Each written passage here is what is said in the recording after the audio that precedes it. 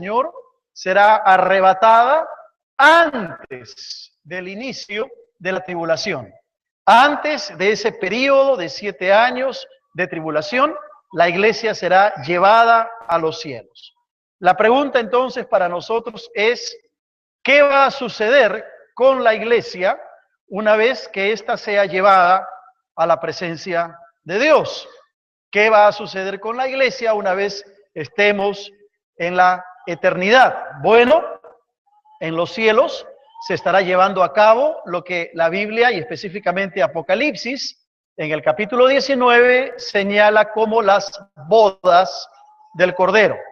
Y vamos a mirar un ratito Apocalipsis 19 antes de entrar a nuestro tema en sí, para que podamos tener la certeza de que la iglesia, cuando se desate la tribulación, ya no estará aquí en la tierra, sino que estaremos en los cielos. Apocalipsis 19, versículo 6 en adelante, dice así: Juan, viendo la visión que Dios le había dado, dice, oí como la voz de una gran multitud, como el estruendo de muchas aguas, y como la voz de grandes truenos que decía, aleluya, porque el Señor nuestro Dios Todopoderoso reina.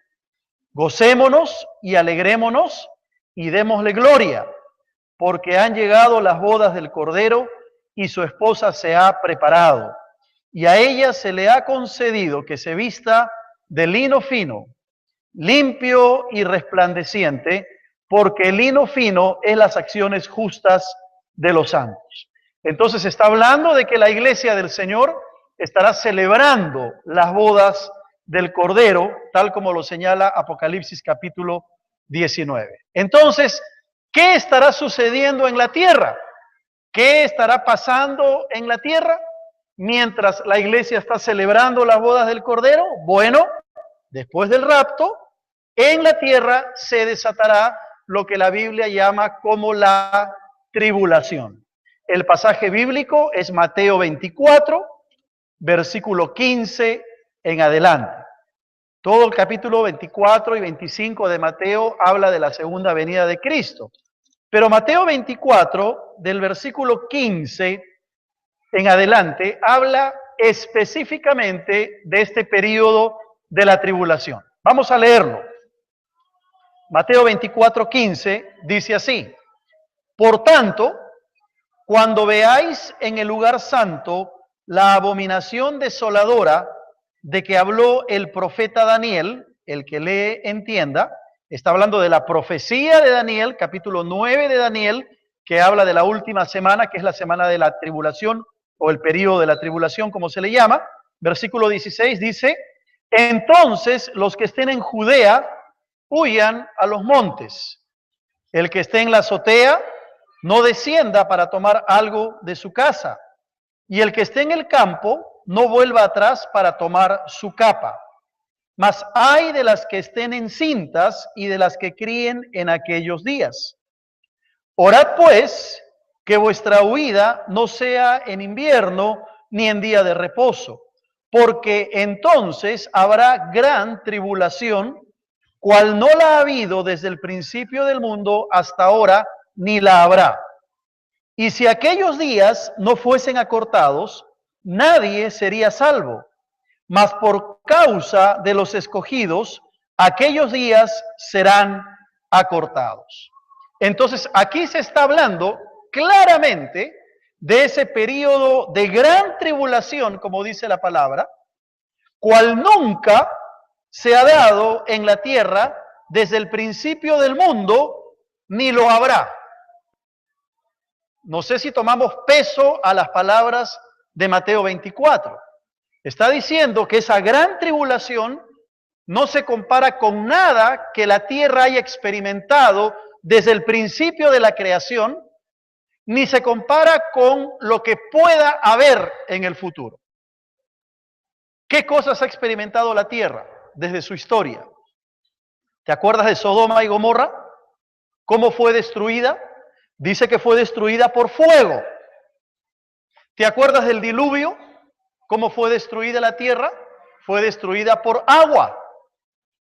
Esos eventos no se comparan con lo que pasará durante ese periodo de 7 años que la Biblia llama la tribulación. Hoy se está hablando de que el próximo año el fenómeno del Niño en nuestra región va a ser terrible. Calor de 35 grados en la costa, a más. Lluvias terribles en la sierra, en toda la región de América Latina. Dicen que el fenómeno del Niño que viene para el próximo año va a ser mucho peor que los que hemos tenido en los últimos años. Bueno, nada de eso se compara con lo que sucederá en el período de la tribulación. Ahora, ¿cómo definimos la gran tribulación? ¿Qué es la gran tribulación? Bueno, sencillamente es un período final, hacia el final de los tiempos, de prueba intensa. Y esa es una frase clave que hay que meditarla. De prueba intensa. Como una preparación para el establecimiento del milenio o del reino milenial de Cristo. Es decir, un periodo de 7 años hacia el final de los tiempos, de prueba intensa, de castigo al mundo impío, al mundo pecador, que se dará antes de que Cristo venga a establecer su reino de 1000 años en esta tierra, tal como dice Apocalipsis capítulo 20. Será un periodo nefasto en la historia de la humanidad. Será un periodo trágico, donde Dios va a castigar al hombre pecador, al mundo impío, donde Dios va a purificar a la nación de Israel, y de eso hablaremos el próximo domingo, donde Dios va a purificar a los judíos, y donde Dios va a salvar también a muchos gentiles. Habrá mucha gente que se va a convertir en ese periodo de gran tribulación, que serán salvos, porque Dios siempre anda buscando al hombre para ofrecerle la salvación. Ahora, ¿cuál es la característica fundamental, principal de este periodo de tribulación?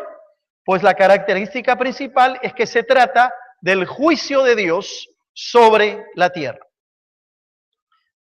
Tiene como característica fundamental una época donde el juicio de Dios, por eso es que los profetas le llaman el día de la ira de Jehová, el día de la ira de Dios. En ese periodo, la característica será el juicio de Dios. Hay muchos pasajes que aseveran eso. Uno de ellos es Isaías en el capítulo 24, versículo 20 al 23. 600 años antes de Cristo ya el profeta profetizó acerca de ese periodo de tribulación donde el juicio de Dios se va a ver sobre la tierra como nunca se ha visto hasta el día de hoy. Daniel, el profeta Daniel, en el capítulo 12, en el versículo 1, también habla de ese día de juicio. Y si tienen sus Biblias allí, pueden abrir en Daniel para leer el capítulo 12, el versículo 1. Hablando del tiempo del fin, porque Daniel es un libro que profetiza acerca de los tiempos finales. Por eso que los estudiantes cuando van al seminario estudian el libro de Daniel junto con el libro del Apocalipsis. Daniel y Apocalipsis deben estudiarse paralelamente. Daniel 12, versículo 1 va a decir, en aquel tiempo se levantará Miguel, el gran príncipe que está de parte de los hijos de tu pueblo, y será tiempo de angustia. Ojo, tiempo de angustia, cual nunca fue desde que hubo gente hasta entonces. Pero en aquel tiempo será libertado tu pueblo, todos los que se hallen escritos en el libro. Nuevamente Daniel asevera que la característica de este periodo de tribulación es el juicio de Dios. En Mateo 24, que hemos leído hace un momento, también se nos dice que será un tiempo de gran tribulación, cual no lo ha habido desde el principio del mundo hasta ahora, ni lo habrá. Pero quizá el pasaje de Apocalipsis en el capítulo 6 sea el que nos muestre más claramente en qué va a consistir el periodo de la tribulación. Abre por favor tu Biblia en Apocalipsis 6. Vamos a leer los versículos del 15 al 17. Allí se nos describe la magnitud de ese periodo de tribulación. Mira lo que dice Juan en Apocalipsis 6, 15. Y los reyes de la tierra, y los grandes, los ricos, los capitanes, los poderosos, y todo siervo y todo libre, se escondieron en las cuevas y entre las peñas de los montes, y decían a los montes y a las peñas: caed sobre nosotros, y escondednos del rostro de aquel que está sentado sobre el trono. Y nota lo que dice a continuación: y de la ira del Cordero, porque el gran día de su ira ha llegado. ¿Y quién podrá sostenerse en pie? Apocalipsis 6, estos dos versículos o tres versículos muestran claramente la magnitud de lo que será ese periodo de gran tribulación. Si has notado lo que dice el versículo 15, está hablando de los reyes de la tierra, los grandes, los ricos, y luego baja la categoría, dice los capitanes y los poderosos. Luego sigue bajando la categoría y habla de todo siervo, todo esclavo, ya no solamente reyes, sino esclavo. Y luego dice, y todo libre, o sea, se refiere a toda la humanidad. ¿Qué hizo esta gente? Sin acepción de personas, desde el más rico hasta el más pobre, desde el rey hasta el siervo, escondieron en las cuevas y entre las peñas de los montes, y empezaban a decirle a los montes y a las peñas, tal era su angustia, tal era su desesperación, que empezaron a hablarle a las peñas y a los montes y les decían: caed sobre nosotros y escondednos del rostro de aquel que está sentado sobre el trono. Mátennos. No podemos soportar esta tribulación. Terminen con nuestra vida. Dice la Biblia que habrá gente que anhelará morir, pero la muerte no les llegará. Porque tal será el periodo de tribulación, del juicio de Dios, que habrá gente que preferirá no vivir, pero la muerte no les llegará. Tal será el juicio de Dios, que el último versículo 17 dice: el gran día de su ira ha llegado, y ¿quién podrá sostenerse en pie? Así que lo que nosotros podemos imaginar de tragedias, de delincuencia, de catástrofes climáticas en el mundo, terremotos, no se compara nada de eso con lo que sucederá en el período de 7 años de la tribulación. Un tiempo de juicio sobre la tierra. Yo no quiero estar presente en esos años. Mi corazón anhela estar en la presencia del Señor, con la iglesia del Señor, disfrutando de las bodas del Cordero. ¿Por qué razón? Porque cuando hablamos del enfoque principal de la tribulación, tenemos que decir que la tribulación no está hecha para la iglesia. El enfoque es la nación de Israel. El propósito, la razón por la cual la tribulación se da, es porque Dios está tratando con el pueblo de Israel. Mira lo que dice Jeremías capítulo 30. El profeta Jeremías, hablando de ese periodo de tribulación, proféticamente, en el versículo 7 de Jeremías 30, él va a decir: cuán grande es aquel día. Está hablando del día de la ira del Señor. Tanto que no hay otro semejante a él. Y lo llama tiempo de angustia. Pero si sigues leyendo, te darás cuenta que dice tiempo de angustia para Jacob. ¿Quién es Jacob? La nación de Israel.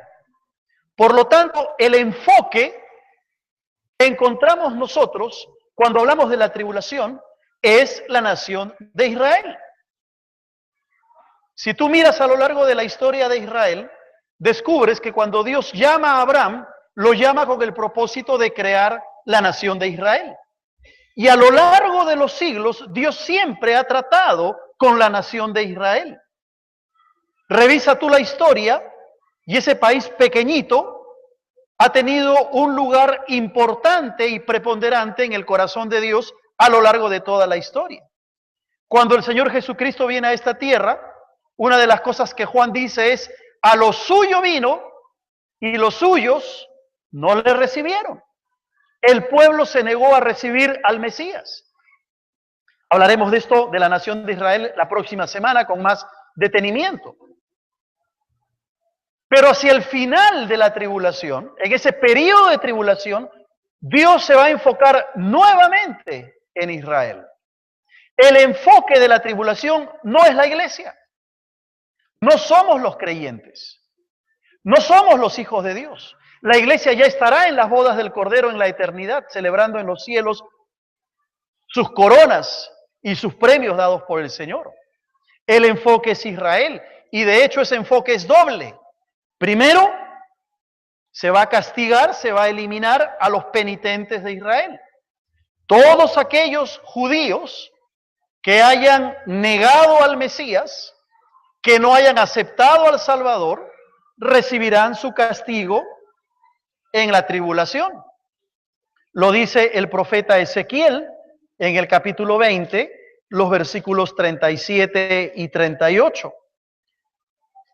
Claramente va a señalar, os haré pasar bajo la vara y os haré entrar en los vínculos del pacto y apartaré de entre vosotros a los rebeldes y a los que se rebelaron contra mí.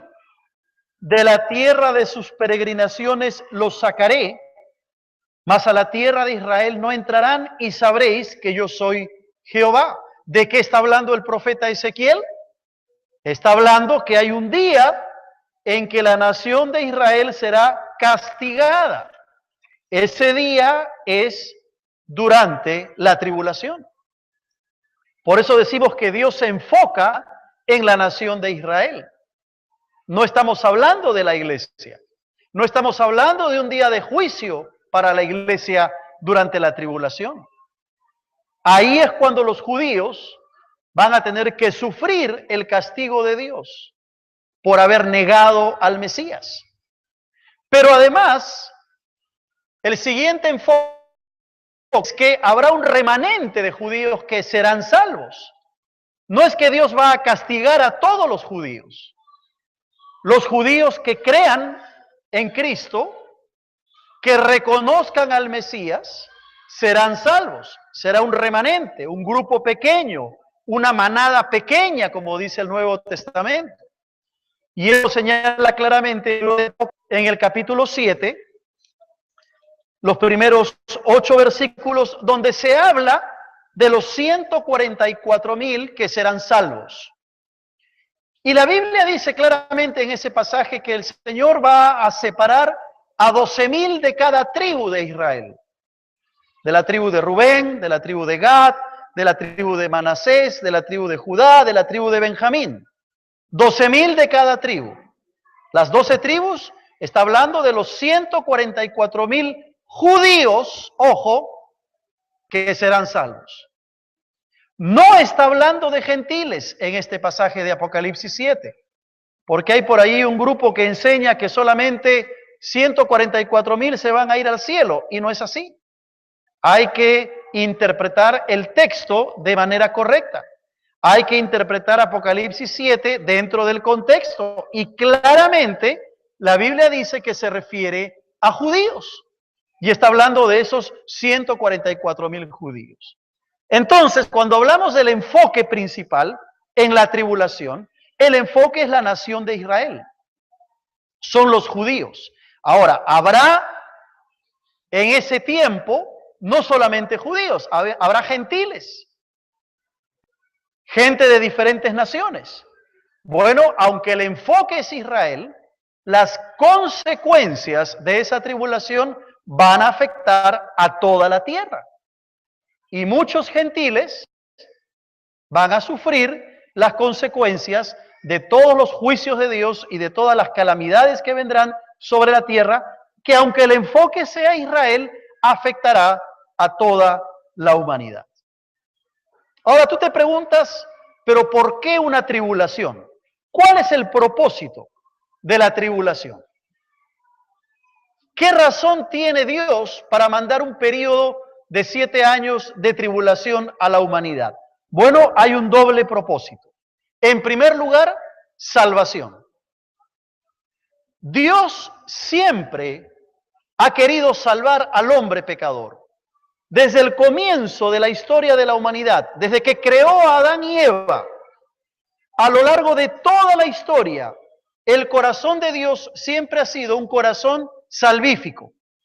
Siempre Él quiere salvar. Y fíjense, tal es el amor de Dios que aún durante la tribulación, Dios va a permitir que mucha gente sea salvada. Tanto judíos como gentiles. Mira Apocalipsis 7, versículo 9 en adelante. Se va a hablar de esta salvación. Apocalipsis 7, 9 va a decir, después de esto miré, y aquí había una gran multitud, la cual nadie puede contar. Y nota, dice, de todas las naciones, tribus, pueblos y lenguas. O sea, gente de todo el mundo, no solo judíos, que estaban delante del trono y en la presencia del Cordero, vestidos de ropas blancas y con palmas en las manos. Juan está mirando en una visión lo que sucederá hacia el final de los tiempos cuando el Señor instaure su reino milenial. Y él ve gente de todas las naciones que estaban vestidos de ropas blancas, símbolo de la salvación, y con palmas en las manos. Versículo 10. Y clamaban a gran voz diciendo, la salvación pertenece a nuestro Dios que está sentado en el trono y al Cordero. Y todos los ángeles estaban en pie alrededor del trono, y de los ancianos y de los 4 seres vivientes. ¿Quiénes son estos ancianos?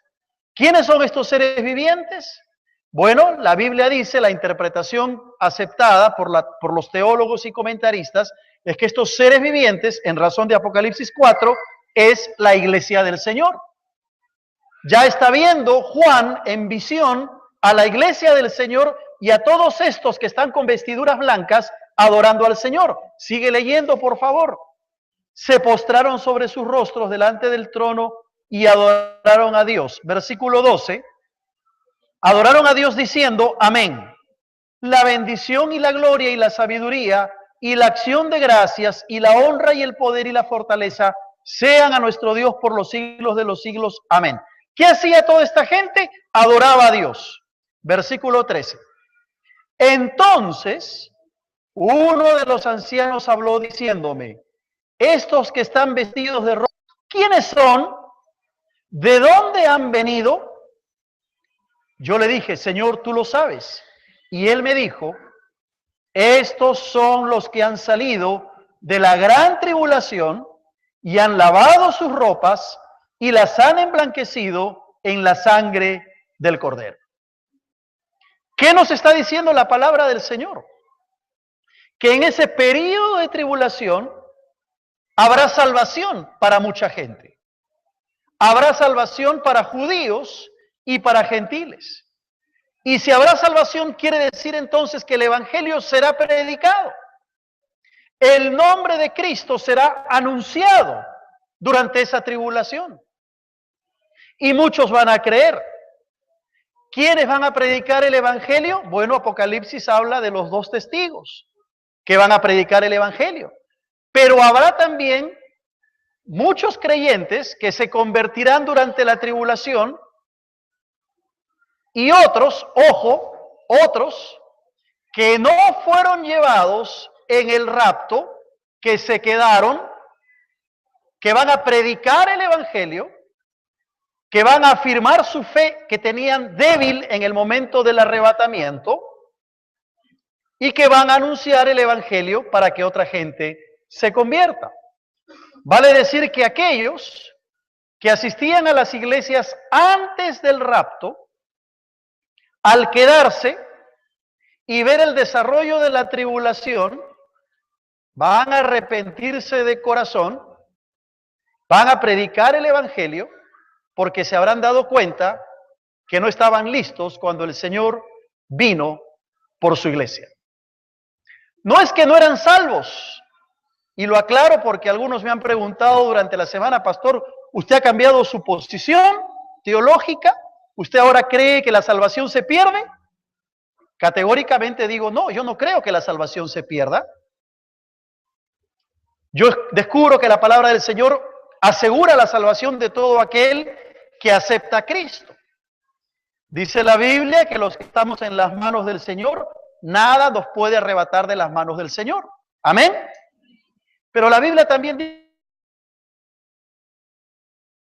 dice, y como yo explicaba la semana pasada, Dios ha sido tan sabio que nos da la seguridad de la salvación, pero también nos exhorta a cuidar nuestra salvación, a vivir, a tener nuestras cuentas arregladas con el Señor. Porque la Biblia dice que Dios es fuego consumidor y sin santidad nadie verá al Señor. Hemos cantado hace un momento que Dios es santo. Ahora, en el momento en que se produzca el arrebatamiento, todos aquellos creyentes que estén caminando en santidad, llevados a la presencia del Señor. ¿Qué pasará con esos creyentes carnales? ¿Qué pasará con esos creyentes que caminan con un pie en la iglesia y un pie en el mundo? ¿Qué pasará con aquellos creyentes que no tienen sus cuentas con Dios? Bueno, la Biblia dice, sin santidad nadie verá al Señor, así que yo no creo que lo van a ver al Señor. La Biblia es clara en ese sentido. Esos creyentes entrarán a la tribulación. Ahora ponte a pensar. Imagínate que en estos momentos se produce el rapto. Y de pronto, la mayoría de los que estamos aquí desaparecemos. Y tú te quedas. ¿Qué es lo primero que vas a pensar si se produce el rapto ahorita? Lo primero que vas a pensar es, uy, comenzó la fiesta, comenzó la tribulación, porque esa es la señal del comienzo de la tribulación, cuando la iglesia es llevada a los cielos. Y vas a pensar, me quedé. ¿Y por qué me quedé? Porque quizá no estabas en santidad, quizá no arreglaste tus cuentas con el Señor. No es que no eres salvo, como dice la palabra, algunos serán salvos así como por fuego, pero entrarás a la tribulación. Ahora yo te pregunto, si tú sabes que el rapto se produce y que la tribulación empieza, ¿cómo vas a vivir tu vida cristiana ahora? Te aseguro que la vas a vivir en santidad, buscando al Señor. Aunque tendrás que saber, posiblemente tu fe te va a costar tu cabeza. Tu fe te va a costar tu vida. Por eso yo digo, yo no quiero quedarme para ese periodo. Quiero vivir una vida de santidad, de búsqueda de Dios, para que cuando el rapto se produzca pueda irme al Señor y no quedarme a pasar ese periodo de tribulación. No es que no eres salvo, pero la Biblia dice, sin santidad nadie verá al Señor. Así que el propósito, si te quedas, saldrás corriendo a predicar el Evangelio. Es verdad lo que decía el pastor, es verdad lo que dice la Biblia. La iglesia ha sido arrebatada, conviértanse. Irá donde tus familias, donde tus vecinos, donde tus amigos desesperadamente. Va a empezar la tribulación. Por eso que habrá gente que se va a convertir. Judíos y gentiles. Entonces el primer propósito de la tribulación es salvar a la gente. Que la gente sea salva. Y si tú no has entregado tu vida a Cristo hoy puedes hacerlo. Y empezar a experimentar la salvación que viene de Dios. Ahora, la gran diferencia es que hoy la salvación es por la gracia de Dios. Es un regalo que Dios nos da. Y gracias a Dios porque lo hemos conocido y porque podemos vivir en este periodo de la gracia. Pero durante la tribulación, la salvación ya no será por gracia. Será por ver el juicio de Dios. Será una salvación que te va a costar hasta tu propia cabeza. tu propia vida. ¿Te acuerdas lo que dice Apocalipsis 24? Que lo leímos la semana pasada. Cuando Juan está viendo esa visión y ve a los creyentes de la tribulación, mira lo que dice Apocalipsis 24. Y vi tronos y se sentaron sobre ellos los que recibieron facultad de juzgar.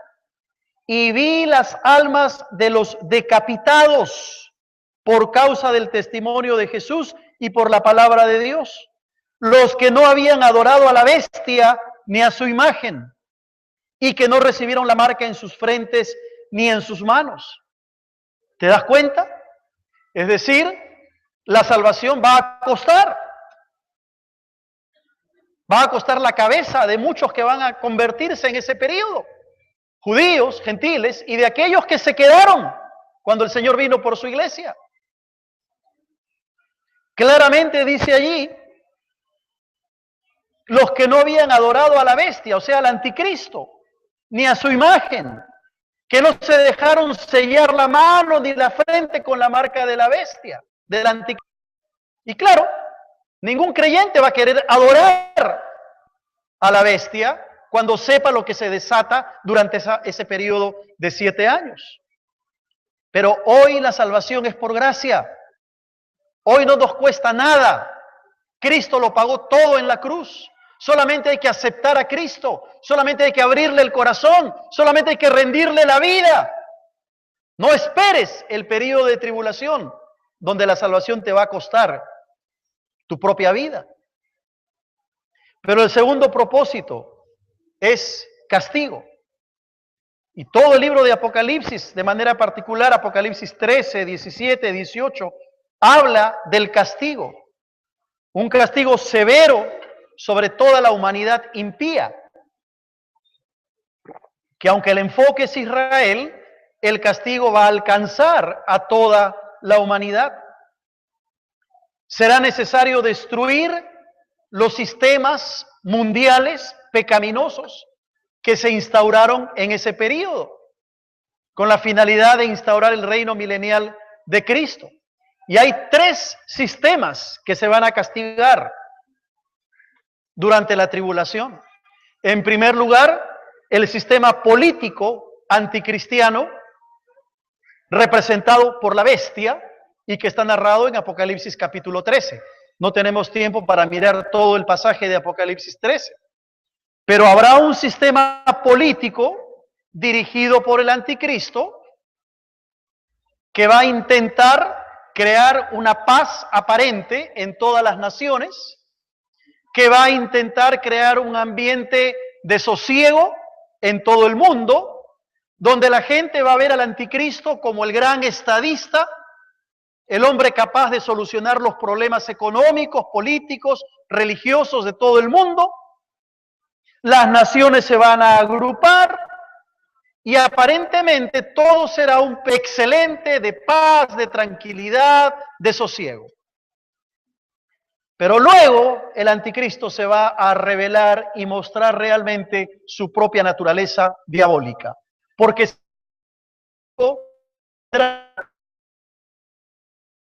¿qué va a hacer el Señor Jesucristo? Va a castigar ese sistema político cristiano.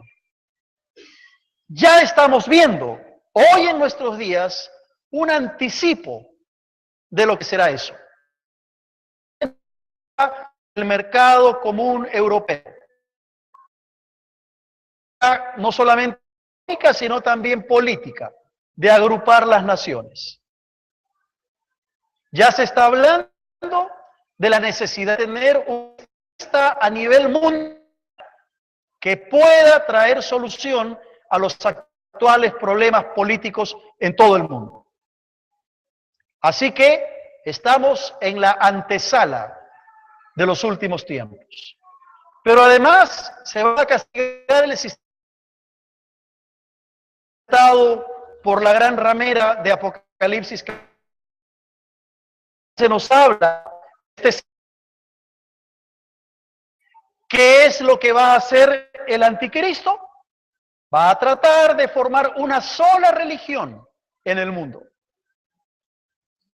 Un ecumenismo religioso donde no habrán diferentes religiones que se peleen una con otra, donde Él se presentará como el gran estadista, presentará un objeto de adoración como es la bestia, y tratará de mantener una paz entre judíos y árabes, entre el mundo cristiano y el mundo musulmán, incluyendo como tercera opción a los judíos. Se levantará como el gran pacificador.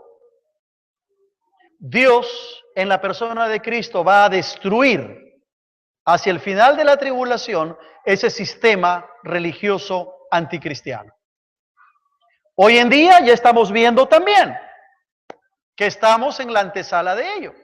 No es raro escuchar acerca de un ecumenismo religioso, donde cristianos y no cristianos pretenden fumar la pipa de la paz, para usar un término que todos entendemos, aparentemente trayendo al mundo entero. Lo que está sucediendo con el islámico, con ISIS, lo que está sucediendo con estos grupos musulmanes radicales, no es otra cosa más que una antesala a un escenario donde el anticristo se va a levantar como el gran líder religioso de aquella época. Dios castigará a ese sistema. Y finalmente el sistema comercial anticristiano, representado por la Gran Babilonia de Apocalipsis capítulo 18. Un sistema económico donde aparentemente todos tendrán todo lo que deseen, una sola moneda que regirá a todo el mundo, una economía saneada en nuestro planeta, en nuestros diferentes países, todo generado por el anticristo. Ahora, ya nosotros en estos días estamos viendo también un anticipo a eso. Lo que ha sucedido en Grecia, por ejemplo, cómo la economía se ha venido abajo, está afectando a toda Europa, están queriendo dejar el euro, están gastando más de lo que ingresa, ha generado una crisis terrible que está afectando a Europa y a la larga está afectando a todo el mundo. China, hace un par de semanas, devaluó en un 5%. Tú me dirás, ¿y eso qué tiene que ver con nosotros? Bueno, ¿por qué crees que el dólar está subiendo en toda América Latina? ¿Por qué crees que el dólar se está disparando en estos momentos? Todo eso es anticipo para que venga, que traiga solución a los problemas económicos y comerciales de nuestro mundo. Dios, en la persona de Cristo, castigará ese sistema comercial anticristiano. Entonces, estos tres grandes sistemas van a sufrir el juicio de Dios: el sistema político, el sistema religioso y el sistema comercial. En ese periodo de 7 años que durará la gran tribulación, el propósito de Dios es salvar, pero también es castigar, condenar. Daniel habla de la 70ª semana de su profecía en Daniel 9:27. Cada una de esas semanas, de las 70 semanas, son semanas de 7 años cada una, de acuerdo al estudio y a la profundidad que no podemos hacer aquí por razones de tiempo. Pero esa otra semana, esa última semana, que es un periodo de 7 años, corresponde a la gran tribulación. A la tribulación que se divide en 2 partes. Y como hemos enseñado la semana pasada, la tribulación empezará una vez que se haya producido el rapto y que la iglesia esté entonces en la presencia del Señor y antes del establecimiento del reino milenial de Cristo. Y la pregunta para nosotros en esta tarde es: ¿estoy listo para irme con el Señor? Sé que si el rapto se produjese hoy, mi vida es una vida de santidad. Estoy a cuentas con Dios que me iría con la iglesia y con el Señor a la eternidad, o tendría que quedar a pasar estos 7 años trágicos en este mundo. Dios es fuego consumidor. Dios es santo. ¿Cómo está tu vida de santidad? ¿En tu casa? ¿En tu trabajo? ¿En tus estudios? ¿Cómo está tu diario caminar? ¿Eres un creyente consagrado al Señor o eres un creyente carnal que vive coqueteando sus placeres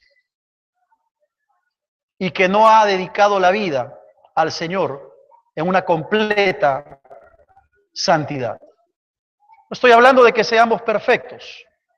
Estoy hablando de que nuestro corazón anhele vivir vidas que agraden al Señor. ¿Cuáles son algunos de los acontecimientos finales de este periodo? Lo menciono rápidamente.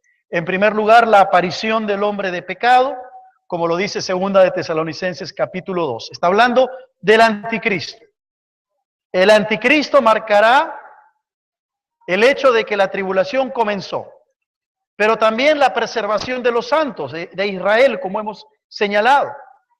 Lo dice Apocalipsis capítulo 12, versículo 13 en adelante.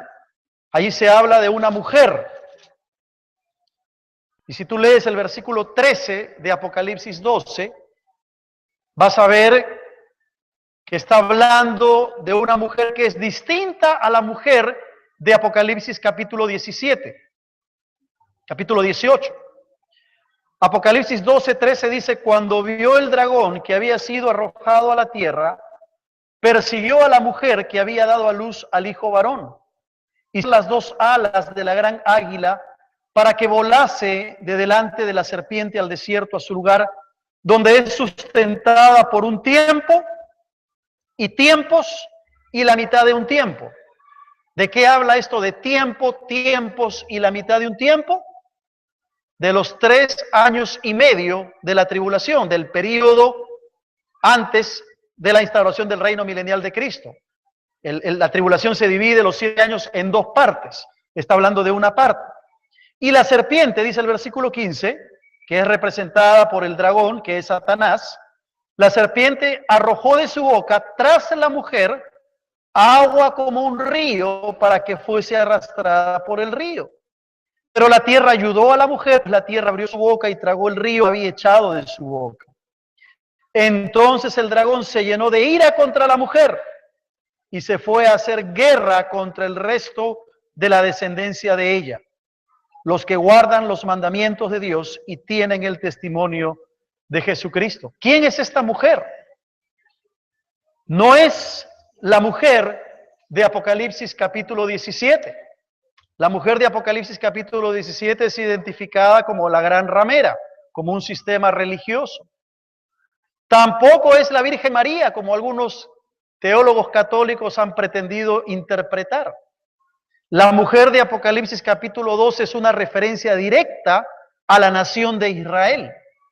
Está hablando de los judíos. Está hablando del pueblo de Israel. Porque ha enseñado en los capítulos anteriores de Apocalipsis que Dios va a preservar a la nación de Israel. Va a preservar a los judíos. Pero el último acontecimiento son los juicios de Dios, narrados en todo el libro de Apocalipsis prácticamente. Calamidades naturales, la apertura de los sellos, el sonido de las trompetas, el derramamiento de las copas de ira, etcétera. Nos faltaría tiempo para explicar, pero todo esto nos habla de algunos de los acontecimientos de ese periodo de la tribulación. Ahora, ¿la tribulación durará para siempre? No, tendrá un final. ¿Cómo será el fin de la tribulación? Bueno, habrán 3 eventos claros. El primero de ellos es la batalla de Armagedón, narrada en Apocalipsis capítulo 19, de los versículos 11 en adelante. El segundo gran evento será la derrota de Satanás y de sus huestes de maldad. Hacia el final de la tribulación, con la batalla de Armagedón, Satanás será derrotado. Y entonces vendrá lo que es la instauración, la inauguración del reino milenial de Cristo en Apocalipsis capítulo 20 en adelante. Ahora tú me dirás, pero pastor, eso de la batalla de Armagedón, explíquenos. ¿Cómo es eso de la derrota de Satanás y la instauración del reino milenial de... Bueno, como dice mi esposa, te voy a dejar con la miel en los labios. Por dos razones, tres razones. Primero, que no tenemos tiempo aquí para explicar todo ello. Segundo, porque quiero animarte a que tomes el curso de escatología que se dictará en nuestra iglesia pronto. Y ahí tendrás 16 semanas para estudiar todos los eventos del fin del mundo y puedas con todas las preguntas que tengas acerca de qué es la batalla de Armagedón y otras cosas más. Y tercero, porque Dios mediante el próximo año, en algún momento del año, tendremos una serie de 2, 3, 4 meses sobre el libro del Apocalipsis, donde vamos a estudiar domingo a domingo el libro del Apocalipsis. Termino. La gran tribulación será un tiempo tremendo de castigo y de juicio sobre la tierra como nunca ha habido. El deseo de Dios es que ningún hombre pase por la tribulación. Él quiere llevarnos a su presencia. Vamos a disfrutar de las bodas del Cordero. La pregunta que tenemos que hacernos en esta mañana es, ¿estás preparado? Si Cristo viniera por su iglesia hoy, ¿te irías con el Señor?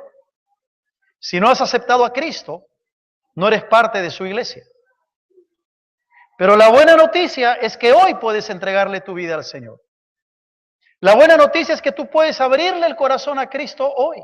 Y la buena noticia es que si no estás a cuentas con Dios, hoy puedes empezar a arreglar tu vida con el Señor y a caminar por el camino de la santidad. ¿Qué dice Mateo 24, 27? Y con esto termino. Porque como el relámpago y se muestra hasta el occidente, así será también la venida del Hijo del Hombre. ¿Estamos listos para el encuentro con el Señor? Que el Señor nos ayude a cada uno de nosotros a preparar nuestros corazones, a tener nuestras lámparas encendidas, a ser prudentes en nuestra vida espiritual. No vaya a ser que venga el novio y se nos cierre la puerta. Como dice la palabra, allí será el lloro y el crujir de dientes. Vamos a orar. Inclinemos el rostro delante del Señor.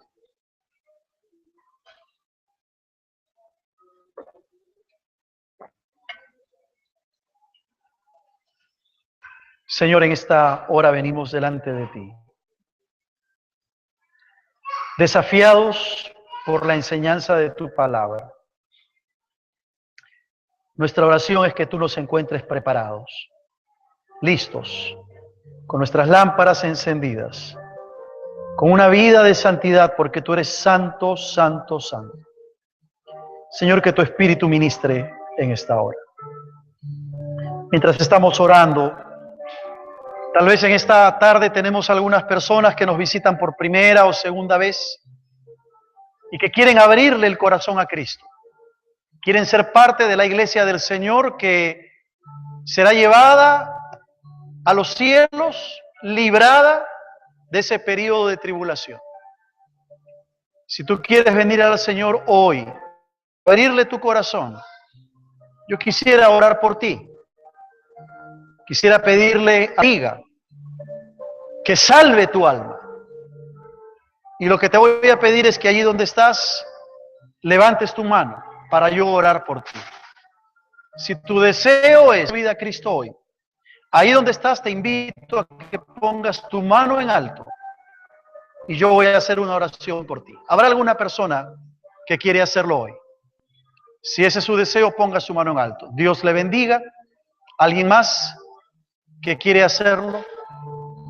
¿Alguien más que quiere entregarle la vida al Señor? Dios te bendiga, joven. ¿Alguien más? El Señor quiere que cada uno de nosotros entremos a la eternidad para morar con el Señor por siempre. La tribulación no es para... Cada uno decide si pasa la eternidad con Cristo o se queda a sufrir. ¿Cuál es tu decisión en esta mañana? ¿Quieres venir al Señor? Si es así, levanta tu mano y yo voy a orar por ti. ¿Habrá alguna otra persona que quiere hacer? Yo quiero orar por las personas que han levantado su mano y les voy a pedir que ustedes que han levantado su mano y vengan aquí adelante, por favor, sin ningún temor. Pase usted, joven, pase usted, señora, señorita, queremos orar por usted. Lo único que estamos haciendo es entregarle la vida a Cristo. Si usted levantó su mano, venga aquí. Si no levantó su mano, necesita al Salvador, igual póngase de pie y venga aquí al frente. Vamos a orar por usted. ¿Habrá alguna otra persona?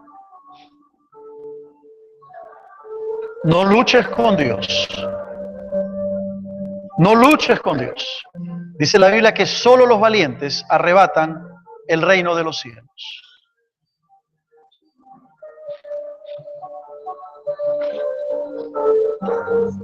Pero quiero dirigirme también a los creyentes, a mis hermanos. Hermanos, si sabes que tienes que arreglar tus cuentas con el Señor, si sabes que el rapto se produciría hoy mismo y tienes cuentas pendientes con Dios porque no has arreglado tu vida y quieres hacer un pacto con el Señor de vivir en santidad, ponte de pie en tu lugar, díselo al Señor y vamos a orar también. Es tu decisión. Cosas que aún no has arreglado con el Señor. Si tus cuentas no están bien con el Señor, ponte de pie. Dile, Señor, quiero vivir en santidad. Quiero caminar contigo. Quiero estar listo, quiero estar lista para cuando tú vengas. No quiero pasar la tribulación. Quiero ser llevado a tu presencia. Si estás dispuesto a hacer ese pacto con Dios. ¿Te acuerdas de Sodoma y Gomorra? ¿Cómo fue destruida? Dice que fue destruida por fuego. ¿Te acuerdas del diluvio? ¿Cómo fue destruida la tierra? Fue destruida por agua. Esos eventos no se comparan con lo que pasará durante ese periodo de 7 años que la Biblia llama la tribulación. Hoy se está hablando de que el próximo año el fenómeno del Niño en nuestra región va a ser terrible. Calor de 35 grados en la costa, a más. Lluvias terribles en la sierra, en toda la región de América Latina. Dicen que el fenómeno del Niño que viene para el próximo año va a ser mucho peor que los que hemos tenido en los últimos años. Bueno, nada de eso se compara con lo que sucederá en el período de la tribulación. Ahora, ¿cómo definimos la gran tribulación? ¿Qué es la gran tribulación? Bueno, sencillamente es un período final, hacia el final de los tiempos, de prueba intensa. Y esa es una frase clave que hay que meditarla. De prueba intensa. Como una preparación para el establecimiento del milenio o del reino milenial de Cristo. Es decir, un periodo de 7 años hacia el final de los tiempos, de prueba, y su esposa se ha preparado, y a ella se le ha concedido que se vista de lino fino, limpio y resplandeciente, porque el lino fino es las acciones justas de los santos. Entonces está hablando de que la iglesia del Señor estará celebrando las bodas del Cordero, tal como lo señala Apocalipsis capítulo 19. Entonces, ¿qué estará sucediendo en la tierra?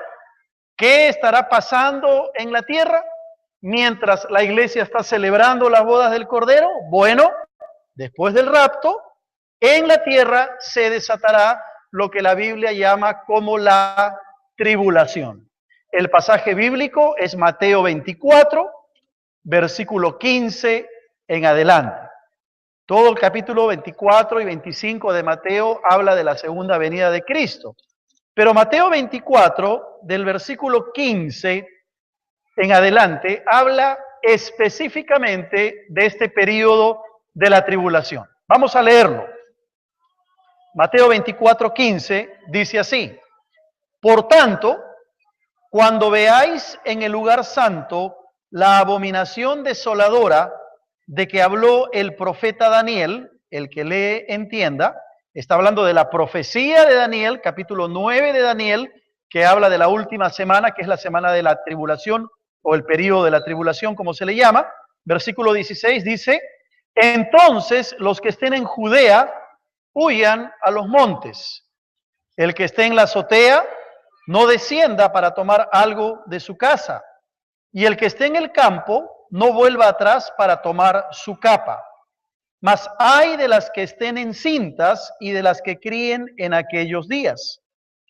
Orad pues que vuestra huida no sea en invierno ni en día de reposo, porque entonces habrá gran tribulación, cual no la ha habido desde el principio del mundo hasta ahora, ni la habrá. Y si aquellos días no fuesen acortados, nadie sería salvo. Mas por causa de los escogidos, aquellos días serán acortados.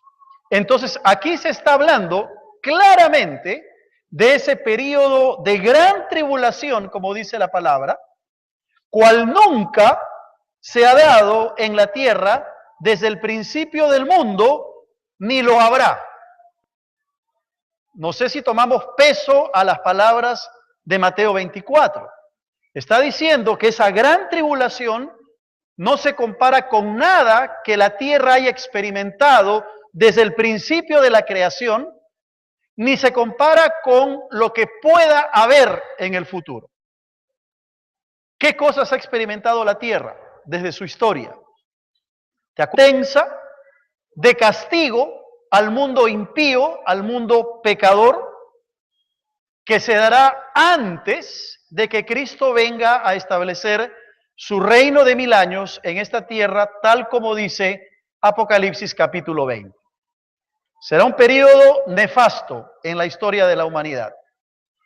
Será un periodo trágico, donde Dios va a castigar al hombre pecador, al mundo impío, donde Dios va a purificar a la nación de Israel, y de eso hablaremos el próximo domingo, donde Dios va a purificar a los judíos, y donde Dios va a salvar también a muchos gentiles.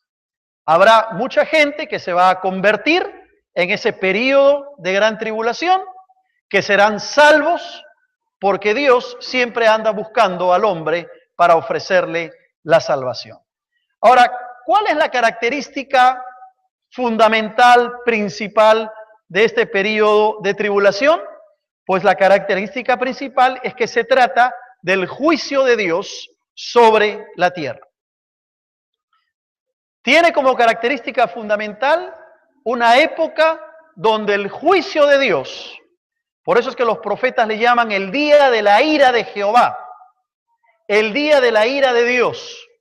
En ese periodo, la característica será el Señor será arrebatada antes del inicio de la tribulación. Antes de ese periodo de 7 años de tribulación, la iglesia será llevada a los cielos. La pregunta entonces para nosotros es, ¿qué va a suceder con la iglesia una vez que ésta sea llevada a la presencia de Dios? ¿Qué va a suceder con la iglesia una vez estemos en la eternidad? Bueno, en los cielos se estará llevando a cabo lo que la Biblia y específicamente Apocalipsis en el capítulo 19 señala como las bodas del Cordero.